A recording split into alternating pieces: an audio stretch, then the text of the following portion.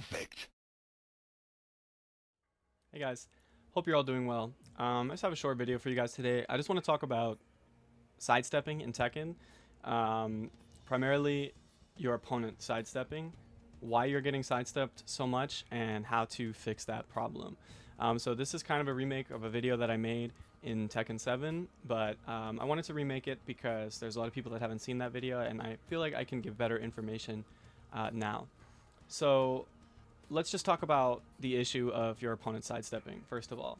So to start, I mean, there are a lot of instances in which your opponent could be sidestepping. This is kind of for intermediate players that are, getting their kit stepped too often.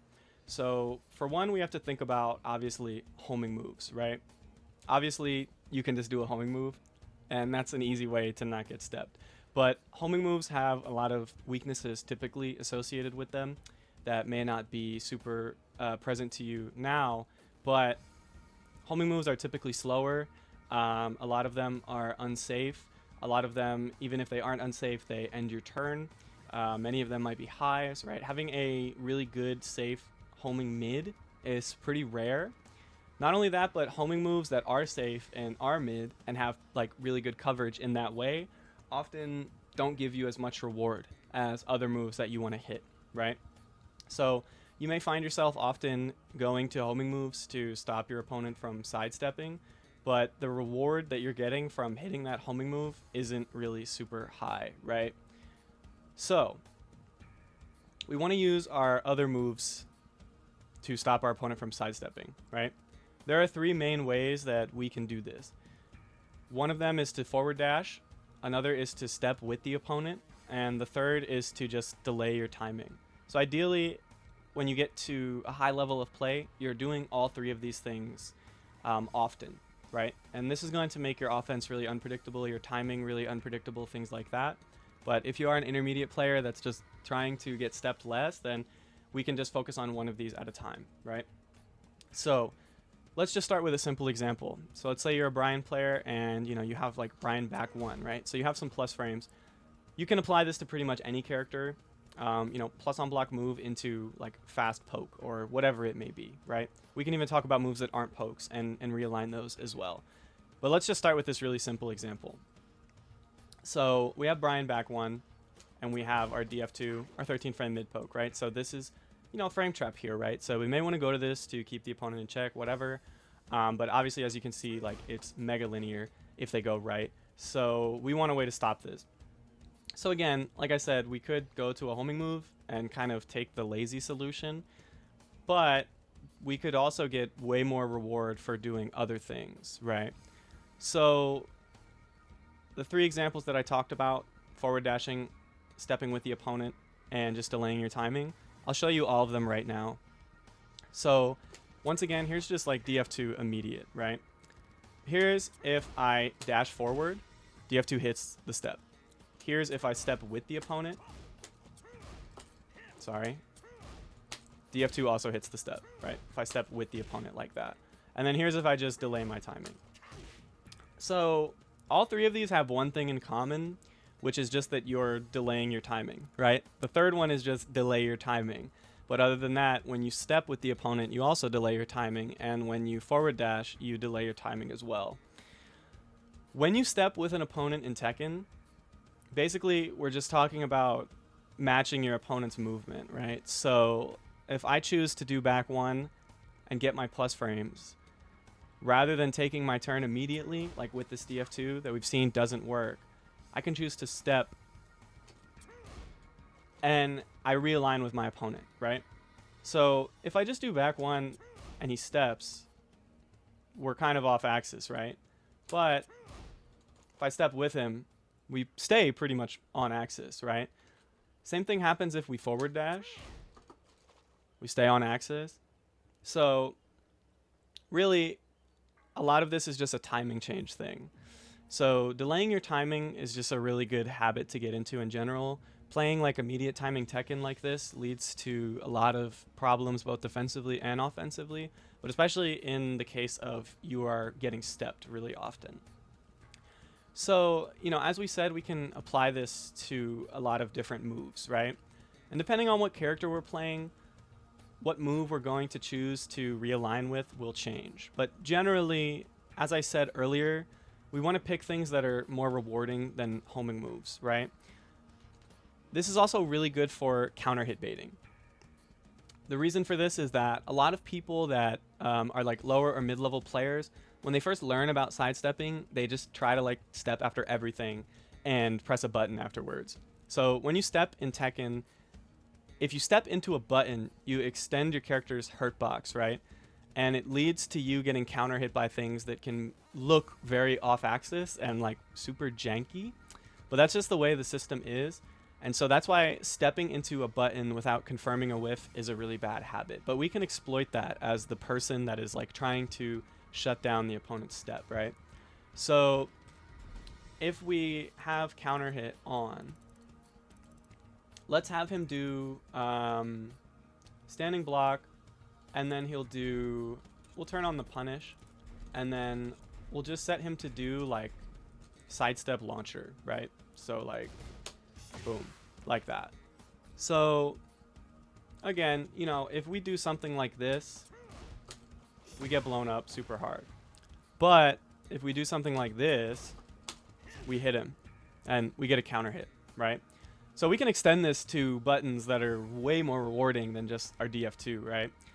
You guys can see, even if I do this, I get stepped and I get blown up, right? My counter hit button here just gets stepped and gets blown up. I don't know why the camera goes crazy like that, but it's not important.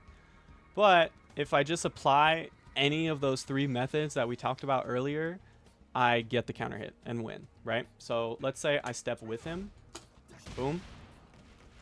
Let's say I forward dash, boom. Or let's just say I delay my timing, boom, he dies.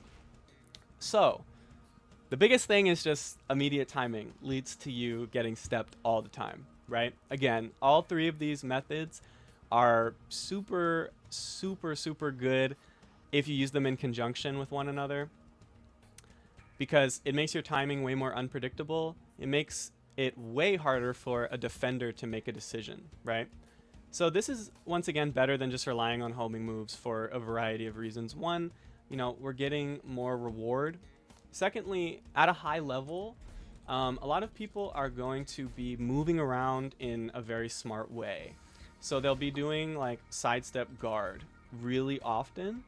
And so what that kind of looks like is that, where someone is canceling a step with a block. So if they are doing this, they can make a lot of things whiff while also blocking homing moves, right? Or slower buttons. So to show you guys an example, I'm just going to have the Brian CPU try to hit me. And we can just see a really simple example of, you know, what that looks like if someone is, you know, kind of using high level movement to make a lot of your buttons whiff while keeping themselves super safe, right? So we have a mid and we have a homing move. So if I just do a small little sidestep here and then block, I can make the DF2 whiff, and I'll also end up blocking the 1+2 mid homing on the same timing.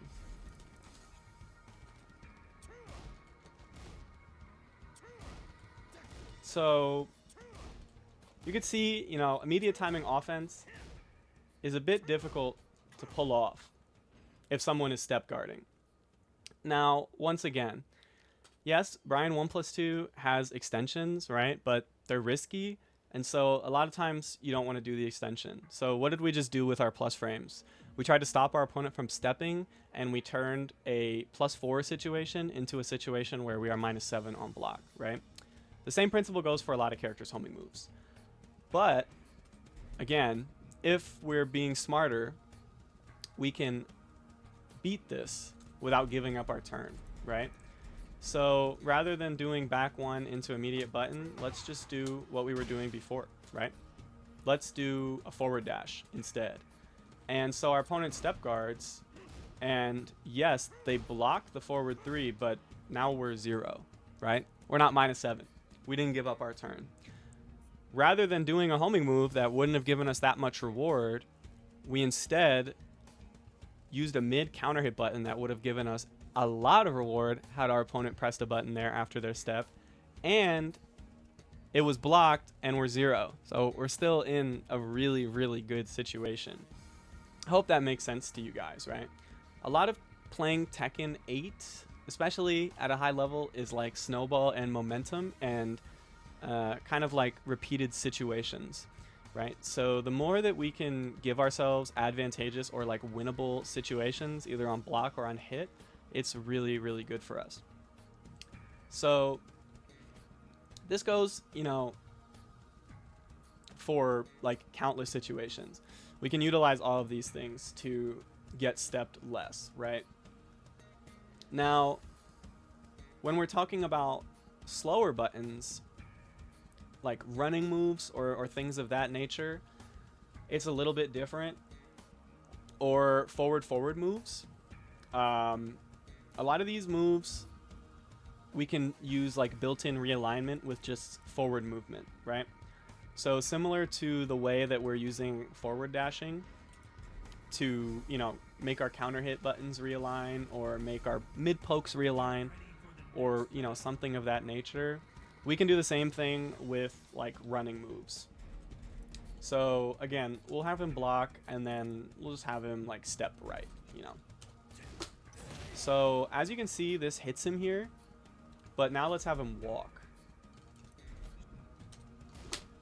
So that doesn't work. As you can see, I'm doing a really fast running 2, blue spark running 2. So I'm doing a running 2, like a super instant running 2, right? But because we can do forward like this and enter this running state, we have a really easy way to make our running 2 realign, which is just delay the hell out of the running 2 using the running state, right? So instead of this, we do it like this. And we make it realign. So again, forward movement is super, super key here. Same thing goes for like if you have a forward button that, you know, you're using a lot. So let's say like, let's just do Jack is probably, you know, the easiest one. So this is a really similar principle to the running move. So we'll have him walk left rather than right. And so if we do 2 jab into FF1, we just get totally blown up. But similar to how you can hold like the final forward when you do forward for running moves, you can also do that with forward moves. So instead of doing just like a super fast FF1 like that, we can do a deeper FF1 like that and make it realign. That wasn't quite far enough. That was. So all we're doing is just extending this forward as far as we can, right? And that's really all we have to do for forward moves. It's a very similar principle to running moves, you know. But again, all the same principles apply here. Like if we just want to step with the opponent, if we want to forward dash first, you know, if we just want to delay timing, they all work. So there's a lot of different ways that you can realign with your opponent in Tekken. You know, which option you choose will kind of depend on what you're looking to do, right? Do you want to move forward and like gain positioning and, you know, make your opponent kind of scared because forward dashing is scary to deal with, right? You know, pushing their back to the wall, all that stuff, then you can opt for, you know, the extended forward dash. Do you want to maybe sidestep with your opponent to also potentially beat one of their mash options, right? So now we're getting into layers, right? But this is something that's really good to do as well at a high level, and it's another reason why this is really good. So let's say, you know, we're playing against a Brian, and, you know, same old stuff, right? We want to stop him from moving after our back one. So we could, again, do a homing move, but again, our homing move's not a frame trap. It's not rewarding. Rather than using a homing move, if we step with him, we can also potentially beat his mashing options, right? So we got a Brian player. He's not respecting our plus frames, right? I want to realign with sidestepping with him. But at the same time, one of the biggest added benefits of like stepping with your opponent is that I can see that he's doing something and keep stepping, right? So I was just stepping here to realign, and then I was gonna press my button. But I saw, okay, oh, he's doing 1-2-1. Let me keep going and just murder him, right? So that can apply to a lot of characters. Their defensive mashing tools, and a lot of situations. So you're killing two birds with one stone, right? Same way that if you delay your timing, you're catching people that hesitate and press on delay, as well as you're realigning with them. Forward dashing, you're getting positioning, you're scaring someone with forward dashes, all that stuff. So all of them have different uses, and that's why it's best to use all of them in conjunction with one another. But really, the core principle that you guys need to remember is just that if you are getting stepped, there's usually a better option than homing moves. Now, that doesn't mean that homing moves are useless. Homing moves are amazing. A lot of them are like really good, but a lot of the time it's a smarter decision to opt for a realignment technique rather than just opting for a homing move every time. So yeah, just remember, forward dash, step with the opponent, and delay your timing. You can also think about things that maybe track other than homing moves, right? For example, I get asked a lot by Brian players, how do I stop getting stepped? One of the best things that you can do is just do hella lows, because all your lows track like crazy. So, instead of thinking about, I'm getting stepped all the time, I need to do more 1+2. Well, you probably could also just do more lows and get damage and get a really good situation for yourself, and all that. So there's a lot of ways to think about it, but that's all I have to go over.